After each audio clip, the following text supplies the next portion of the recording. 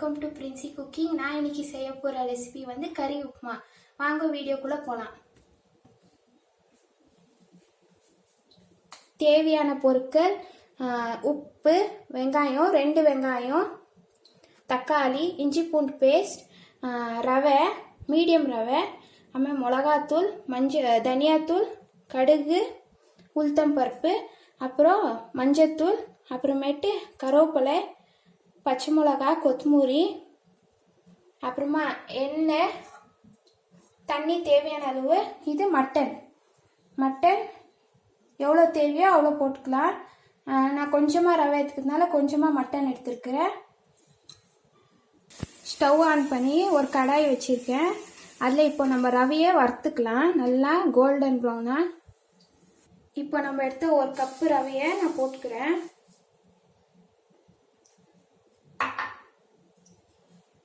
உங்களுக்கு எவ்வளோ வேணுமோ அவ்வளோ ரவையை போட்டு செஞ்சுக்கலாம். நான் 1 கப் ரவை எங்களுக்கு போதும், அதனால நான் 1 கப் ரவை போடுறேன். நல்லா வறுக்கணும்.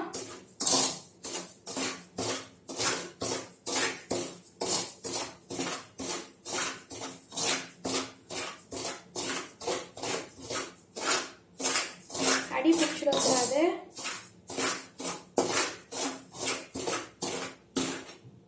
அதே மாதிரி நான் இந்த மட்டன் எடுத்து வச்சிருக்கேனே, இது வந்து குக்கரில் நம்ம வேக வச்சுக்கலாம். அப்படியே உப்புமாவில் போட்டால் அது வேகாது. அதனால நம்ம மட்டன் மட்டும் 1 விசில் வச்சுக்கின்னு எடுத்துக்கலாம். ரவை நல்லா வறுத்தாயிடுச்சு. இன்னும் ஒரு 5 நிமிஷம் வறுத்துட்டா நல்லா ரவை வறுப்படும்.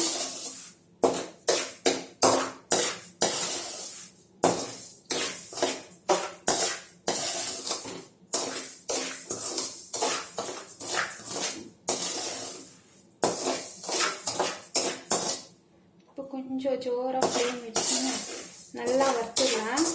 நான் ஸ்லோ ஃப்ளேமில் தான் வறுத்தேன், ஏன்னா அடி பிடிச்சிடும், கற்கற்பாயிடும், அந்த ரவை கலர் மாறிடும்.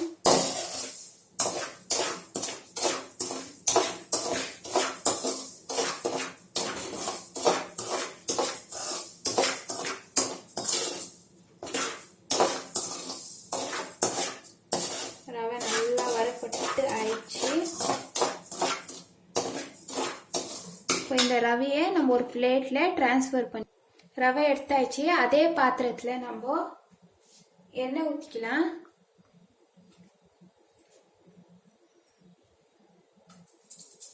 எண்ணெய் கொஞ்சம் நிறைய ஊற்றிக்கணும் உப்பிட்டுக்கு, அப்போ தான் டேஸ்ட் நல்லா இருக்கும்.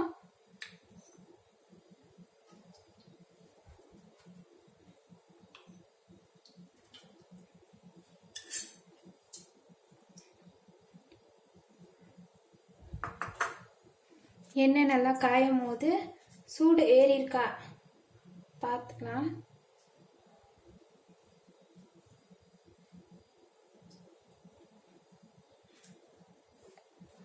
நம்ம கடுகு, உளுத்தம்பருப்பு, நான் ஒரு 3 பச்சை மிளகாய் போட்டிருக்கேன். அது கூடவே 2 வெங்காயம் நறுக்கி வச்சு போட்டுக்கிறேன்.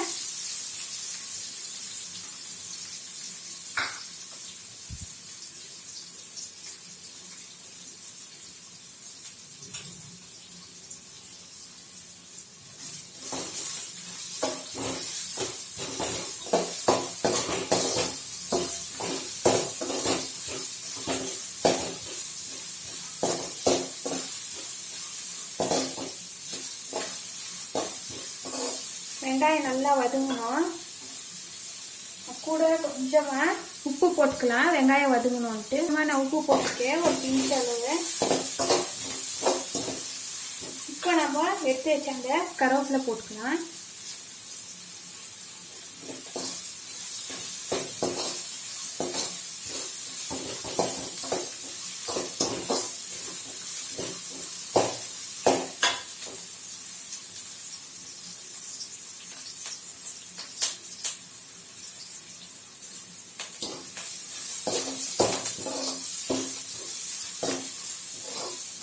வெங்காயம் வந்து ரொம்ப கருக விடக்கூடாது, ஓரளவுக்கு வதக்கணும், ரொம்ப வதக்கிடக்கூடாது.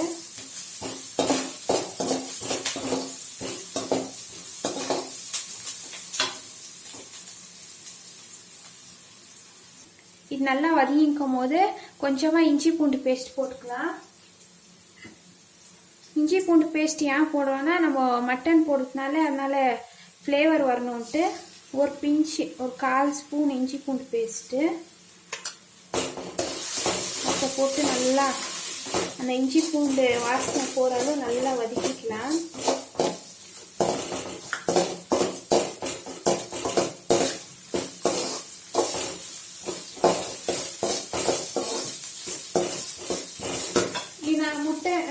மட்டன் வேக வச்சு வச்சுருக்கேன்னு சொன்னேன்ல, அதை நான் ஒரு பாத்திரத்தில் ட்ரான்ஸ்ஃபர் பண்ணிக்கினேன். நான் கொஞ்சமாக மட்டன் எடுத்துக்கினேன். எவ்வளோ நம்ம ரவை போடுறோமோ அவ்வளோ தகுந்த அளவு. உங்களுக்கு ஜாஸ்தி செய்யணும்னா நீங்கள் ஜாஸ்தி அளவில் எல்லாம் போட்டு செஞ்சுக்கணும். நான் 1 கப் ரவை எடுத்ததுக்கு நீங்கள் 2 கப் ரவை எடுத்து மட்டன் போட்டு செஞ்சுக்கலாம். இப்போ இந்த மட்டன் நான் மஞ்சள் போட்டு வேக வச்சுருக்கேன். மஞ்சள் லைட்டாக உப்பு. இது நல்லா வெந்திருக்கு. அது வந்து ஒன்றோட ஒன்று ஒட்டின்னுக்குது. நான் கைமா பண்ண மட்டன் அது எண்ணெயில் போட்டுடலாம். இப்போ போட்டால் நல்லா ஃப்ரை ஆகும். சாப்பிட்டு நல்லா கிறிஸ்பியாக இருக்கும் மட்டனு.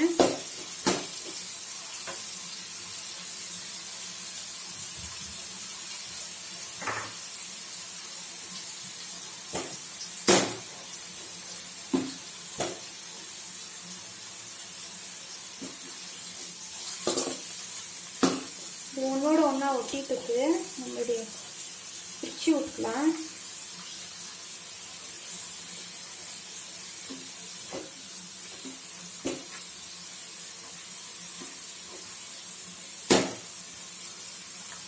மட்டன் போட்டு நல்லா வதக்கிக்கோமா. கொஞ்சமாக மஞ்சள் தூள் போட்டுக்கலாம்.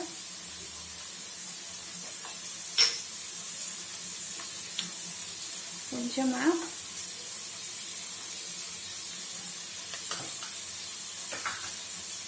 அப்புறமா இப்போ நம்ம நல்லா எப்படியோ வேக வச்ச மட்டன் அது. இப்போ நம்ம தக்காளி போட்டுக்கலாம். நான் 2 வெங்காயம் 1 தக்காளி எடுத்திருக்கேன். நீங்கள் எவ்வளோ ரவை எடுக்கிறீங்களோ அதை கூட்டவும் குறைச்சிக்கலாம். நான் கம்மி குவான்டிட்டியில் செய்கிறேன். உங்களுக்கு வேணும் நிறைய செஞ்சுக்கலாம்.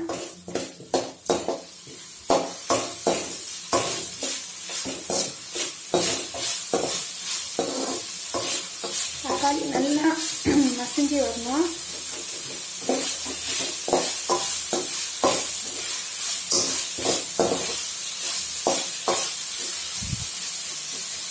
இதுக்கு இப்போ தேவையான அளவு சால்ட் போட்டுக்கலாம்.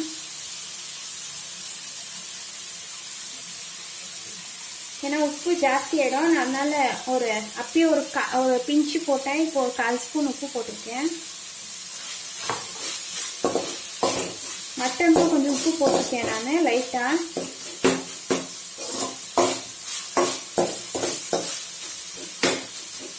இப்போ நம்ம இதுக்கு கொஞ்சமாக மிளகாத்தூள் போட்டுக்கலாம். பச்சை மிளகா காரம் இருக்கும். ஆனால் லைட்டாக அந்த மட்டனுக்கு காரமான ஃப்ளேவர் வேணும்ட்டு கொஞ்சமாக மிளகாத்தூள், கொஞ்சமாக தனியாத்தூள். ரொம்ப போட்டுறக்கூடாது. ஒரு பிஞ்சு இல்லை ஒரு 1/4 ஸ்பூன் அளவுக்கு தனியாத்தூள் மிளகாத்தூள் போடணும். எல்லாம் டேஸ்ட் மாறிடும். இப்போ நம்ம இது ஒரு லிட்டை போட்டு மூடிட்டு கொஞ்ச நேரம் லிட்டை போட்டு மூடிட்டோம். டொமேட்டோ நல்லா மசிஞ்சு வரட்டும். அந்த மசாலா எல்லாம் அந்த கறியில் நல்லா இது பிளெண்ட் ஆகணும். இப்போ நம்ம அந்த உப்புமாக்கு தேவையான அளவு தண்ணி ஊற்றிக்கிறோம். நம்ம அந்த மட்டன் ஸ்டாக் எடுத்துருக்கோம் இல்லை, அதை வந்து நம்ம அளந்துக்கலாம். என்கிட்ட 1 கப் மட்டன் ஸ்டாக் இருக்குது. நான் கம்மியாக தான் தண்ணி விட்டேன். அதில் இது 1 கப்பு. இன்னும் 1 கப் தண்ணி ஊற்றிக்கலாம்.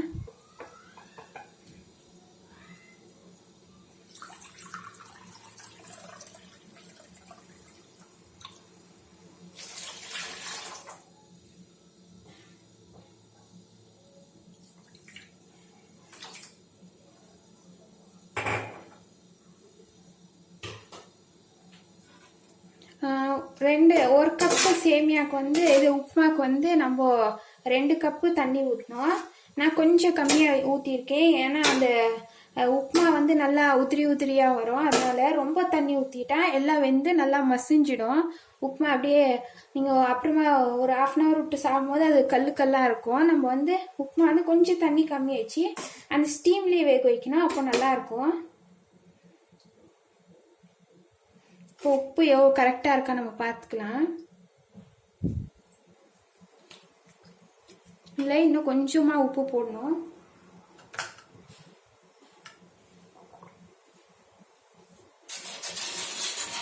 கொஞ்சமாக உப்பு போட்டுக்கலாம். 1 pinch உப்பு.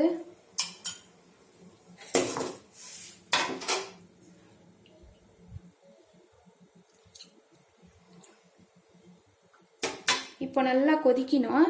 இந்த டைம் தான் நம்ம கொத்தமல்லி ஆட் பண்ணோம். அப்போ ஸ்மெல் வந்து ரொம்ப நல்லா இருக்கும் உப்புமாக்கு.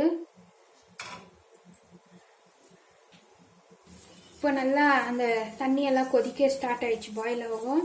இப்போ நம்ம அந்த கொத்தமல்லி தூவி விட்டுடலாம். இந்த டைம் தூவினா அந்த கொத்தமல்லியோட ஸ்மெல்லு ரொம்ப நல்லா இருக்கும்.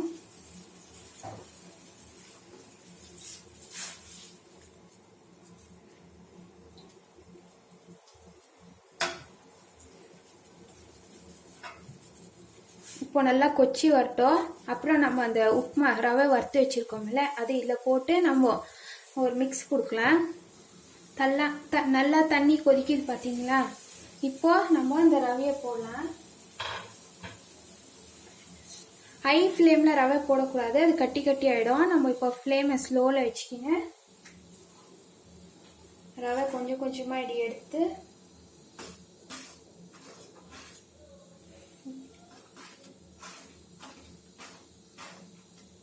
இப்படி மெதுவாக கலரின்னு இருக்கணும்.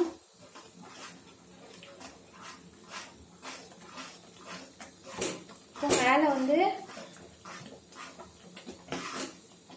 எகிறோம். இப்போ நம்ம மேலே வந்து தெரிக்கும். அதனால நம்ம சீக்கிரமாக மிக்ஸ் கொடுத்துட்டு லிட் போட்டு ஒரு மூடி போட்டுடலாம்.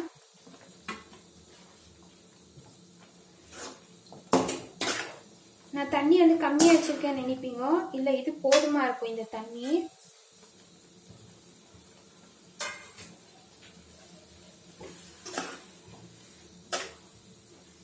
நம்ம இது ஸ்டீமில் தான் வேக வைக்க போகிறோம். லிட் போட்டு அதில் ஸ்டீமில் அது வெந்துடும். நல்லா உதிரியாக வரும். இப்போவே பாருங்க நல்லா உதிரியாக இருக்குது. இந்த டைமில் நம்ம ஆயில் வேணா ஆட் பண்ணிக்கலாம். ஆயில் கம்மியாயிடுச்சுன்னா, ஏன்னா இது ஸ்டிக்கியாக ஆகக்கூடாதுன்னா நம்ம கொஞ்சம் எண்ணெய் போட்டுக்கணும். உப்புமாவுக்கு மட்டும் எண்ணெய் எப்பயுமே நிறைய தான் இருக்கணும்.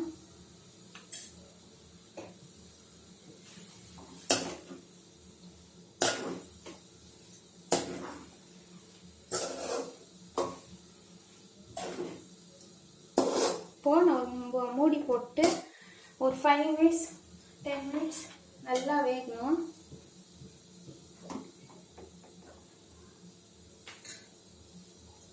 உப்புமா 5 நிமிஷத்துக்கு அப்புறம் நம்ம எடுத்து பார்க்கலாம்.